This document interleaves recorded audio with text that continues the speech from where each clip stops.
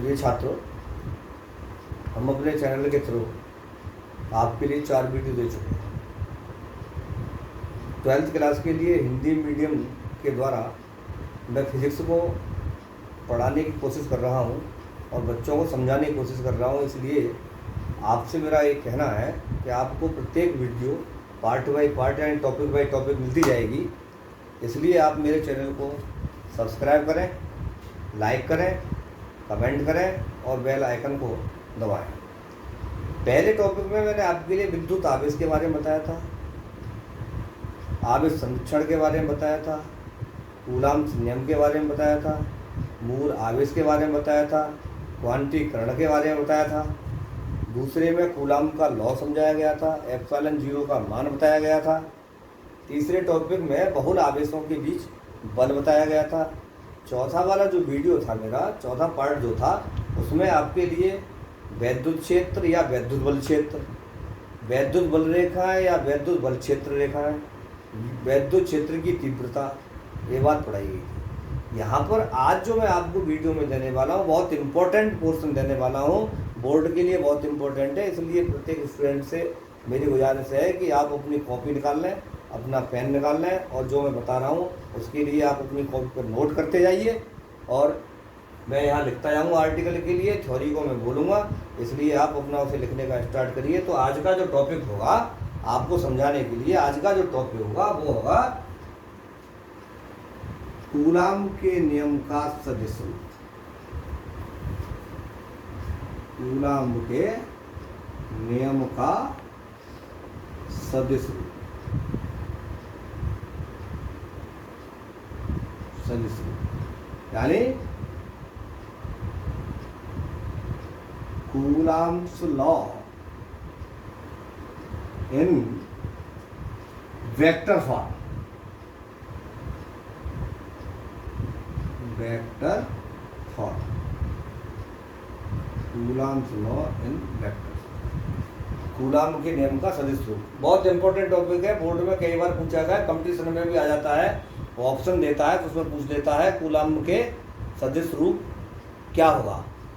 तो देखिए, वैसे तो कूलाम का जो लॉ है हम पढ़ चुके हैं, F बराबर 1/4 पाई एप्सिलॉन नॉट, F बराबर 1/4 पाई, वहाँ आ नहीं रहा होगा इसलिए मैं यहाँ लिख रहा हूँ, F बराबर 1/4 pi epsilon not Q1 Q2 बटे R स्क्वायर। ये जो था कूलाम का नियम के अनुसार कूलाम का नियम था। इसको जब वेक्टर रूप में लिखना है तो जो सदिश राशियाँ हैं उन पर वेक्टर चढ़ा दीजिएगा, वेक्टर रूप लिख जाएगा। यहाँ R दूरी है आदेश है तो यहाँ पर अपनी तरफ से एकांक सदिश लगा लें, ये वेक्टर रूप हो जाएगा। अब हमें इस बात को सिद्ध करना है कि कूलाम का नियम का सदिश रूप क्या होगा, तो समझने की कोशिश करेंगे आप। माना दो बिंदु आवेश एक ही, मैं बता रहा हूँ फिर समझिएगा, माना दो बिंदु आवेश Q1 और Q2 एक ही चिन्ह के हैं, तब Q1 Q2 ग्रेटर देन 0, जब दोनों आवेश एक ही चिन्ह के हों तब Q1 Q2 ग्रेटर देन 0। माना आवेश Q1 और आवेश Q2 दोनों समान चिन्ह के हैं, यानी समान चिन्ह से मतलब समझ रहे हो, सजातीय हैं। दोनों कैसे हैं? सजातीय हैं। आवेश Q1 का आवेश Q2 के कारण स्थिति विस्थापन R12 तथा आवेश Q2 का Q1 के सापेक्ष स्थिति विस्थापन R21 है। R21 है। देखिए, थोड़ा छोटा दिखाई दे रहा होगा आपको, आप जब आप पढ़ें तो इसको जूम कर लें, जूम करने के बाद आपको पूरा क्लियर दिखाई देगा, ठीक है। अब आप क्या करेंगे, अब हमें क्या करना है कि R12 और R21 है, यहाँ के बाद में लिखना है माना, माना स्थिति विस्थापन R12 व स्थिति विस्थापन R21 के परिमाण क्रमशः R12 व R21 है। ये बात समझ में आ रही है। इनके जो स्थिति विस्थापन है वो R12 का परिमाण R12 यानी वेक्टर हट जाएगा। तब हम एक चीज जानते हैं कि जो वेक्टर की दिशा का जो उल्लेख किया जाता है वो एकांक सदिश द्वारा किया जाता है, यूनिट वेक्टर द्वारा। वेक्टरों की दिशा का जो उल्लेख किया जाता है वो एकांक सदिश द्वारा किया जाता है। अब क्या है, हमें क्या करना है कि इन दोनों के कारण एक दूसरे पर बल निकालना है। अब हम क्या करेंगे, Q1 पर Q2 के कारण आरोपित बल F12 और Q1 के कारण Q2 पर आरोपित बल F21 है। अभी मैंने बात बताई कि वेक्टरों की दिशा का जो उल्लेख किया जाता है वो एकांक सदिश द्वारा किया जाता है। तो Q1 पर Q2 का जो एकांक सदिश होगा वो एकांक वेक्टर R21 और Q1 पर एकांक सदिश Q2 पर Q1 का एकांक सदिश R12। अब हम एकांक सदिश की वैल्यू निकालेंगे R21 की। R21 एकांक सदिश बराबर सदिश विस्थापन R21 बटे परिमाण R21। अब आप ये सोच रहे होंगे ये सर ने कहाँ से लिख दिया है। अब आप अपने माइंड को फर्स्ट ईयर में ले जाइएगा। फर्स्ट ईयर में सदिश विश्लेषण वाला एक चैप्टर पढ़ाया गया होगा, तो उसमें आया होगा एकांक वेक्टर, यानी वहाँ एक सूत्र आपने पढ़ा होगा, एकांक वेक्टर A बराबर वेक्टर A बटे A, ये पढ़ा। यानी एकांक वेक्टर क्या होता है, वह वेक्टर जिसका परिमाण एक हो एकांक वेक्टर कहलाता है। अब एकांक वेक्टर को परिभाषित यहाँ से भी किया जा सकता है, आपको रटने की जरूरत नहीं है। फिजिक्स में कभी रटना नहीं, रटने से आपको कुछ नहीं मिलेगा, रटने से फिजिक्स कभी तैयार नहीं होगी, इसको समझने की जरूरत है। और फिजिक्स अपने में थोड़ा हार्ड सब्जेक्ट है, इसलिए मैं हर बच्चे को अपनी वीडियो के थ्रू बहुत समझाने की कोशिश कर रहा हूँ। इसलिए आप पूरे वीडियो को अंत तक जरूर देखें, तभी आपकी समझ में पूरा टॉपिक आएगा। बिल्कुल एक एक पॉइंट को बड़ी स्लोली पढ़ा रहा हूँ, आप चाहें तो अपना कॉपी लगाएं, लिख सकते हैं, आपको ट्यूशन पढ़ने की कोई ज़रूरत नहीं है। क्या लिखेंगे, किसी वेक्टर का उसी वेक्टर के परिमाण के साथ जो अनुपात है, किसी वेक्टर का उसी वेक्टर के परिमाण के साथ जो अनुपात है वो एकांक वेक्टर कहलाता है। तो ये मैंने यहाँ से निकाला है, एकांक सदिश R21 बराबर वेक्टर R21 बटे परिमाण R21। इसी प्रकार हम निकालेंगे एकांक वेक्टर R12 बराबर वेक्टर R12 बटे R12। देखिए अब वेक्टर की दिशा पलट देंगे तो चिन्ह बदल जाएगा। मैं इसको इस रूप में लिख लूंगा, वेक्टर R21 बटे R21। ये जो वैल्यू है आपकी ये R21 के बराबर है, तब यहाँ से क्या निकल के आ जाएगा, यानी ये आ जाएगी आपकी माइनस R21 एकांक सदिश। तब इसका एक निष्कर्ष निकल के आ जाएगा, एकांक सदिश R12 बराबर माइनस एकांक सदिश R21। यहाँ तक बात आप समझ चुके होंगे, ये बात निकल के आती है। तब इससे एक बात स्पष्ट होती है कि एकांक सदिश R12, एकांक सदिश R12 और एकांक सदिश R21 कैसे हैं? विपरीत दिशाओं में है। विपरीत दिशाओं में क्या है? ये एकांक वेक्टर है। यहाँ तक बात क्लियर है? तब इसके बाद क्या करेंगे हम? Q2 के कारण Q1 पर बल निकालेंगे कूलाम के नियम से, और Q1 के कारण Q2 पर बल निकालेंगे। तब यहाँ से हम लिखेंगे आवेश Q1 पर आवेश Q2 के कारण लगने वाला बल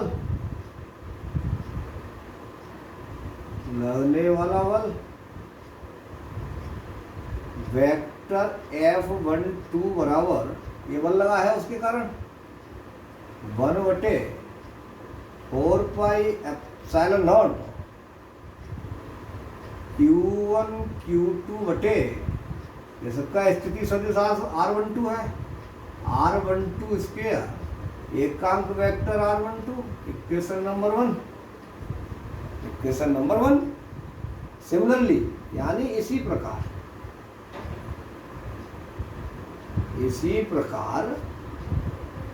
Q2 पर Q1 के कारण लगने वाला बल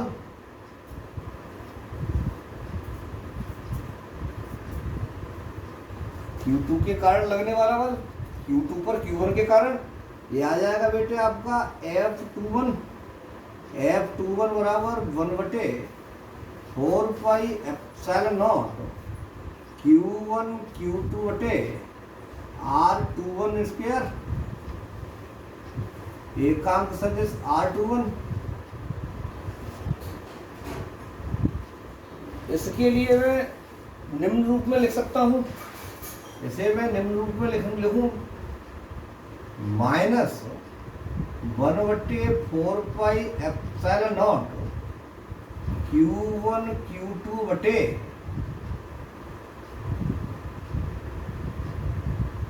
R12 स्क्वायर एकांक सदिश R12। ये जो वैल्यू निकल के आ रही है आपकी, ये देखिए, अभी मैंने इसको सर्किल किया है। ये जो वैल्यू निकल के आई है आपकी वेक्टर F12 के बराबर है, यानी जो Q1 पर बल लगाया गया था Q2 के कारण, उसके बराबर है ये वैल्यू। जब इसका मान उठा करके यहाँ रख दूं, तब आपके लिए एक निष्कर्ष मिल जाएगा, वेक्टर F21 बराबर माइनस वेक्टर F12। ये बात यहाँ तक आपकी समझ में आ रही होगी। यानी इससे एक निष्कर्ष निकलता है, स्पष्ट है कि जो समान प्रकार के आवेश हैं, इससे एक निष्कर्ष निकलता है।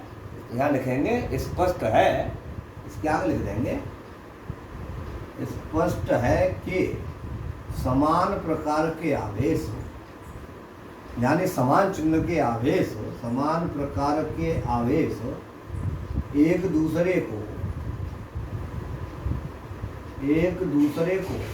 प्रतिकर्षित करते हैं।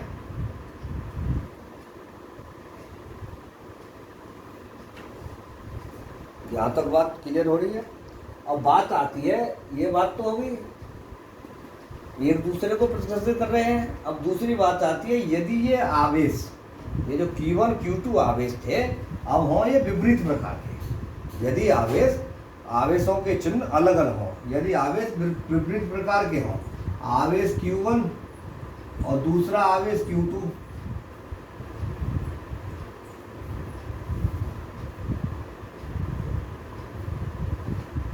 ये आवेश Q1 और Q2, यदि आप दोनों आवेश विपरीत चिन्ह के हैं, यानी विपरीत प्रकार के हैं, तब Q1 Q2 लेस देन 0।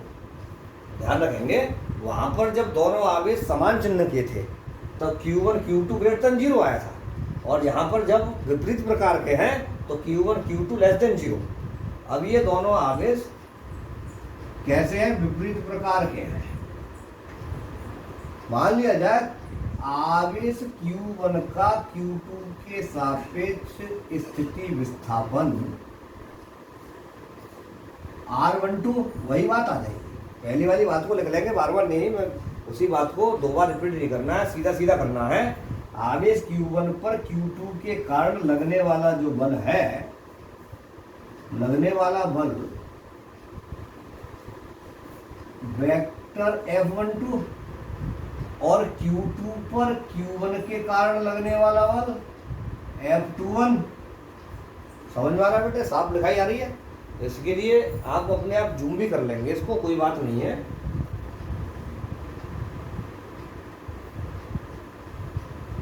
यहाँ पर को प्रतिकर्षित करते हैं।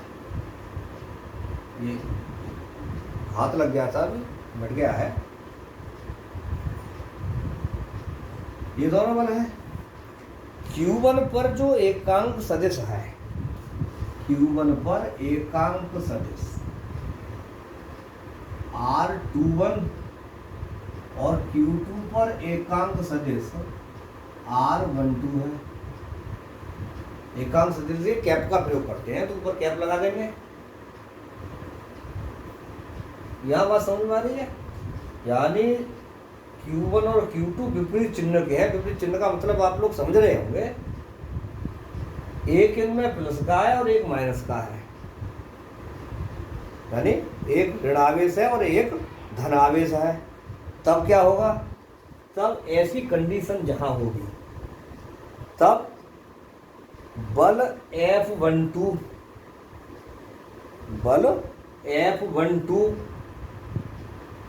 माइनस एकांक वेक्टर R12, देखिए लिखने का तरीका समझिए।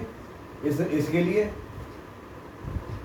यानी वेक्टर 1F2 व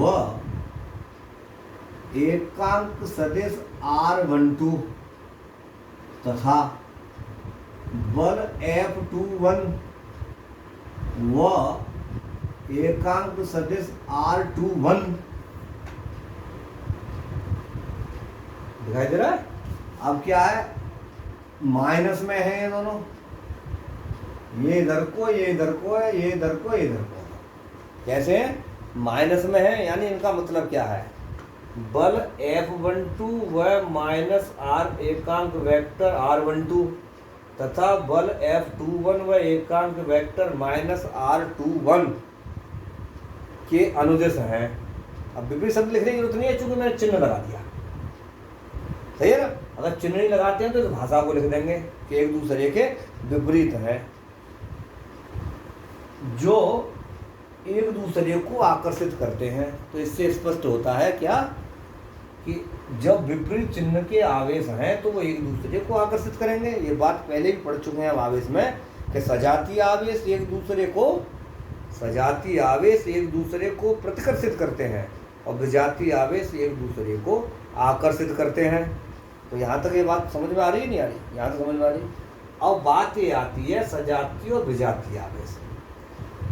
हमें सजातीय आवेश व विजातीय आवेशों के बीच जो बल है के बीच निकाला गया जो बल है, जो आवेशों के लिए अलग अलग समीकरण की कोई आवश्यकता नहीं होगी। ये जो समीकरण एक है, दोनों बलों के लिए यही काम करेगा, चाहे बल सजातीय आवेशों के बीच लगा हो, चाहे बल विजातीय आवेशों के बीच लगा हो। यानी फिर मैं रिपीट कर रहा हूँ आपको, हमें सजातीय आवेशों तथा विजातीय आवेशों के बीच लगने वाले बल को यानी के लिए अलग अलग समीकरण की कोई आवश्यकता नहीं है। समीकरण नंबर एक ही दोनों बलों के लिए प्रदर्शित करेगा। अब इसके बाद में आता है बेटे, ये जो कूलाम का जो नियम है, कूलाम के नियम का जो सदिश रूप है, यानी coulombs law in vector form, coulombs law in vector form, इसका जो सदिश रूप है, इसका महत्व पूछा जाता है। और ये जो महत्व है, ये अपने में पूरा ही टॉपिक इम्पोर्टेंट है, बोर्ड के मतलब के लिए और कंपटीशन के मतलब के लिए भी, इसलिए आप पूरे वीडियो को अंत तक देखें। दूसरी बात आती है कूलाम के नियम के सदिश रूप का महत्व, सदिश रूप का महत्व बहुत इंपॉर्टेंट है। इंपॉर्टेंट देखें, ये पूरा ही टॉपिक इंपॉर्टेंट है और ये जो फॉर्मूला है ये भी इंपॉर्टेंट है। ये सदिश रूप है कूलाम के नियम का, ये भी सदिश रूप है। इस तरह भी लिखेंगे तब भी आपको नंबर मिलेगा, इस तरह लिखेंगे तब भी आपको नंबर मिलेगा। बशर्ते की बात यह है कंपटीशन में किस रूप में दिया है या किसी पेपर में किस रूप में दिया है, वो उसी रूप में बात करनी है आपको। कूलाम के नियम का सदिश रूप, कूलाम के नियम के सदिश रूप का जो महत्व है वो दो बातों के द्वारा सिद्ध किया गया है। यानी इस महत्व की दो बातें हैं विशेष। पहली बात क्या है, दोनों आवेशों द्वारा, ये जो दो आवेश थे, ये दो आवेश Q1 और Q2, इन दोनों आवेशों द्वारा, यहाँ पर आपको दिमाग लगाना है आपको, दोनों आवेशों द्वारा एक दूसरे पर लगाए गए बल। बात समझ में आ रही है मेरी, क्या कहना चाह रहा हूँ? यहीं से इस सूत्र से महत्व बना रहा हूँ, इन्हीं दोनों चित्रों से ये दोनों महत्व निकल के आएंगे। यानी दोनों आवेशों द्वारा एक दूसरे पर लगाए गए बल बराबर व विपरीत है। दिखाई दे रहा होगा, Q1 पर बल इस दिशा में F12, Q2 पर बल इस दिशा में F21 है। तो अभी बात क्या बताई मैंने, यानी दोनों आवेशों द्वारा एक दूसरे पर लगाए गए बल बराबर और विपरीत हैं। अतः कूलाम का नियम न्यूटन के तृतीय नियम का पालन करता है। बहुत से बच्चे नहीं समझ पाए होंगे, न्यूटन के तृतीय नियम का पालन करता है, न्यूटन के तृतीय नियम का पालन करता है। अब आप नोट करें, पहले महत्व को लिखेंगे किस तरह फिजिक्स में। पहला महत्व, इन महत्वों में से एक महत्व आ जाता है। ये महत्व कई बार बोर्ड में पूछा गया है, कूलाम के नियम का महत्व समझाइए, क्या महत्व है। तो महत्व के बारे में आप लिखेंगे कि दोनों आवेशों द्वारा एक दूसरे पर लगाए गए बल, नहीं लिख पा रहे, नहीं लिख पा रहे, मैं और स्लो बोलता हूँ। दोनों आवेशों द्वारा एक दूसरे पर लगाए गए बल बराबर और विपरीत हैं। अतः कूलाम का नियम न्यूटन के तृतीय नियम का पालन करता है। बेटे, न्यूटन का जो तृतीय नियम था वो क्रिया प्रतिक्रिया का नियम था। फर्स्ट ईयर में आपने पढ़ा होगा, वहाँ भी हमने इसी तरह निकाला होगा, F12 बराबर -F21, यानी क्रिया प्रतिक्रिया का नियम। यानी प्रत्येक बल के बराबर परंतु विपरीत दिशा में प्रतिक्रिया होती है, इसे क्रिया प्रतिक्रिया का नियम कहते हैं। न्यूटन का तीसरा नियम है। बात आती है दूसरी बात क्या है? दूसरी बात, दोनों आवेशों को मिलाने वाली रेखा। बात समझने की कोशिश करना मेरी। दोनों आवेशों को मिलाने वाली रेखा के अनुदिश लगने वाले बल, दोनों आवेशों को मिलाने वाली रेखा के अनुदिश लगने वाले बल F12 और F21 एक दूसरे के क्या है? विपरीत हैं। अतः जो स्थिर विद्युत बल होते हैं, जो स्थिर विद्युत बल होते हैं वो केंद्रीय बल होते हैं। स्थिर विद्युत बल, दूसरा जो बात है, स्थिर विद्युत बल केंद्रीय बल होते हैं।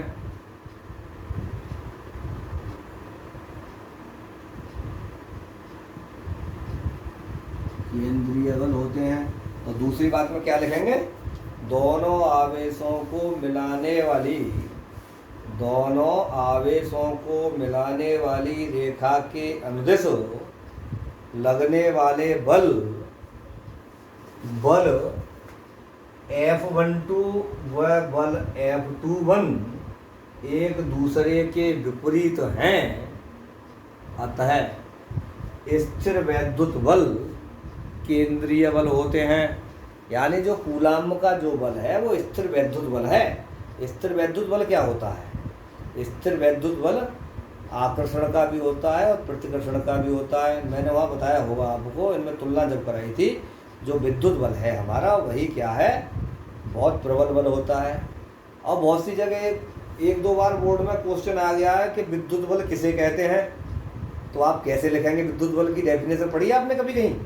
कैसे लिखेंगे उसको? इस प्रकार से लिखना होगा।